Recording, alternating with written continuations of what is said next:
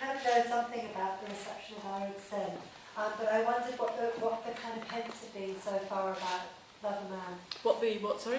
The reception hints about the Caribbean audience. I mean, has there been any news from Antigua? No. I have a very good friend in Antigua, and she really enjoyed it, but I don't think it's got there. I doubt if it's got to the Caribbean. I have read it to mixed audiences in the UK, and people have been very receptive to it. But I think that a book like this, the people who would be hostile to it probably wouldn't sort of come into my orbit.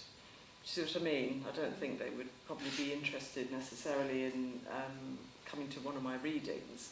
I did have one man, I did an event at Deptford Lounge, which is a library, and he came in and sat down, looked at the leaflet and went, oh, saw what the book was about and walked out again. So, but that's as bad as it's got. So we'll see. You know, it's still very new out there, so we'll see what kind of reception. I'm going to BOCAS Trinidad Festival with it in April, so that will be interesting. Yeah, I'm sure that would be a good stage for it. Yes. But I've read it recently, and a friend of mine has read it, and she works with old people, elderly people, and she was really interested in it from that point of view. And I suddenly thought, well, yes, you know, Maren Morris, elderly people, you know, and what they've done with their lives, that whole history. It's really interesting thinking of it like that. Caribbean friends say they recognise Barry. Yeah. In the fact their families, you know, that he's a recognisable figure. Well, his daughter says to him, Dad, look, have you looked at yourself recently?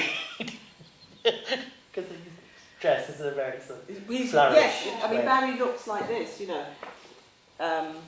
One of these older Caribbean dudes that you get in Hackney and Harlesden and Lewisham, perhaps on a Sunday or going out to a dance and they're wearing the trilby. I mean, you know, I would have him wearing gold and the really big, thick, chunky rings. And I mean, if you think about it, it's a very camp look, really, isn't it? A little bit gangster. But also like a kind of a sweet man from the Caribbean. It is, sweet man, yes. Yeah. Is So, the title from Shudder, right? So yeah, okay. yeah, a little bit subversion. Okay. Because as soon as I saw the title, I was hearing that and then hearing this. So in the process of creating two narrating voices, was it difficult to... Well, to be honest, the book initially was only written in Barrington's voice. And I have a very good editor. I've been with, you know, publisher, we've been together a very long time. And I listened to what they say, and they felt that Carmel wasn't a fully realised character, which she isn't through Barry's eyes, because you've probably got a little sense of how toxic their relationship is. And so they kind of gently prodded me in terms of, you know, revision to think about that. And then I thought, well, I can't create a sympathetic image of Carmel through Barry's eyes. That's not going to happen, because that wouldn't be true to who he is. So then I thought I have to have her own narrative. But then I thought I don't want her voice to compete with his, because he has a very strong first-person voice. So then I came up with the idea of her sections going back into the past and being written in second person. I don't know if you noticed, it's you, which enables you to be... Well, the you functions, the second person functions in different ways, but it can enable you to be inside a character and outside a character. So it's not really her voice, but you feel her voice. You're out in her, you've got to be in her mind, but you're also outside her mind. So then, once I gave her space in the book, then she came alive and became hopefully a rounded figure, whereas before she wasn't. And actually, I'm a feminist. So it's very interesting that you're creating this character he's a male character. Barry is kind of misogynist, and that's not to make any comparison, you know, sort of corollaries between gay men and misogyny, but he is. He's of a generation... I don't want to make any generalisations, okay. Anyway, he is one of these old school misogynists, essentially, but it's sort of... Mr. Naipaul? Yeah, but he's very funny, so it's all tongue-in-cheek. But deep down, he says women have their best time between the ages of 16 and 21, and after that it's downhill all the way to the grave. So you don't really take that deeply seriously, but that's the sort of thing he comes out with. So that goes completely against what I believe and feel and think.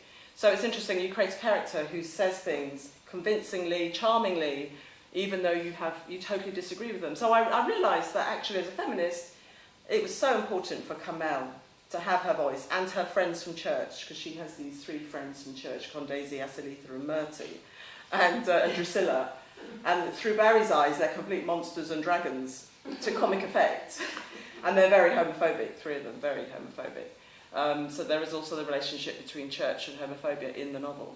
But then they came alive as real support network and having had a very hard life in Britain through Carmel's narrative. I think that's in a sense that what's really interesting about the book is that, you know, Barry is in a sense a victim, you know, of homophobia. He hasn't been able to come out, and he's still, even, you know, at that age, unsure about that decision. But at the same time, he's not this pure victim, you know, because he's also been victimising other people in a way. And I think it's a really important thing to see the way that you set it in this family dynamic.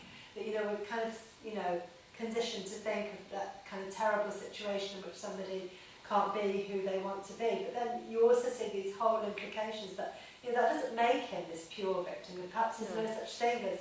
No, he's a victim of his history and circumstance, but actually as a character, as a personality, he's not a victim. And also, just from a sort of creative writing point of view, your characters have to be flawed. They have to be complicated and complex. So Barrington is a complex, complicated character who's contradictory and not so much that he would alienate the reader, but enough for him to be rich fictional material. So he is, and he's also what we call an unreliable narrator. So you only get his point of view, which you eventually think no, and then you hear Carmel's side, and you realise that actually he's not. You have to take what he says with a pinch of salt to a certain extent.